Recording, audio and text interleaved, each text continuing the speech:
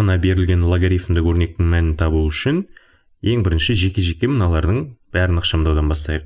Мысалға мына логарифм 5 негізді 30-дан бастайтын болсақ, логарифм 5 негізді 30-ды мен мына 30-ды 5 көбейту 6 деп жазсам болады ғой.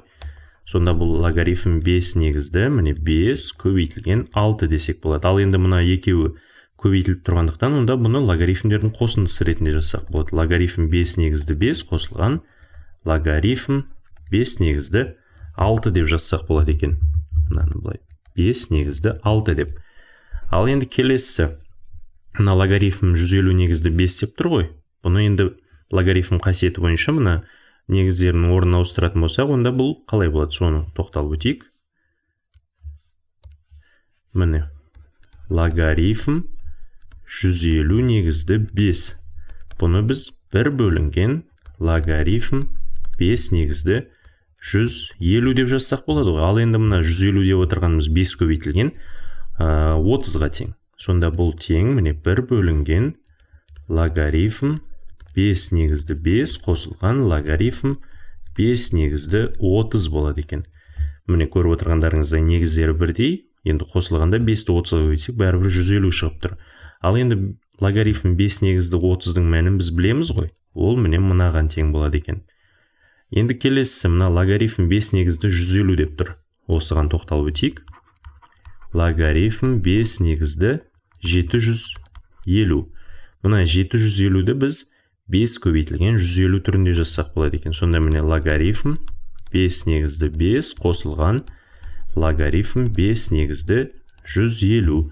Ал енді міне логарифм 5 негізді 150-дің мәнін былай жаза. Мына логарифм 5 негізді 5 деп отырғанымыз ол 1-ге тең. Қосылған логарифм 5 негізді 5 қосылған міне логарифм 5 негізді 30 болады. Ал 5 негізді 30 деп отырғанымыз мынау 1 қосылған логарифм 5 негізді 6. Сонда бұл тең міне 1 қосу 1 қосылған 1 қосу логарифм 5 негізді 6-ға тең болады екен. Сонда міне 3 қосылған логарифм 5 негізді 6-ға тең болды. Ал енді осы міне барлық ақпарат бізде белгілі болды. Енді осыларды орнына қойып есептейтін болсақ. Сонымен ең бірінші логарифм 5 негізді 30 деп тұр. Ол 1 қосылған логарифм 5 негізді 6 міне. Логарифм 5 негізді 6. Бұның бөлімінде, яғни мына бөлімінде тұрғанды біз алымына шығарып жіберсек болады дедік қой міне. Логарифм 150 негізді 5 деп отырғанымыз 1 бөлінген логарифм 5 негізді 150 болса, енді мынаның орнына қоятын болсақ, онда ол көбейтіледі екен міне. Көбейтілген 1 қосылған логарифм 5 негізді 30 деп қалдыра тұрайық. Келесі азайтылған міне логарифм 5 негізді 750. Оның мәнін есептедік, ол 3 қосылған логарифм 5 негізді 6 болды ғой. Ал енді логарифм 6 негізді 5-ті, яғни 1 бөлінген логарифм 6 негізді 5-ті біз негізін 5-ке келтіретін болсақ, онда ол логарифм 5 негізді 6-ға тең болады екен.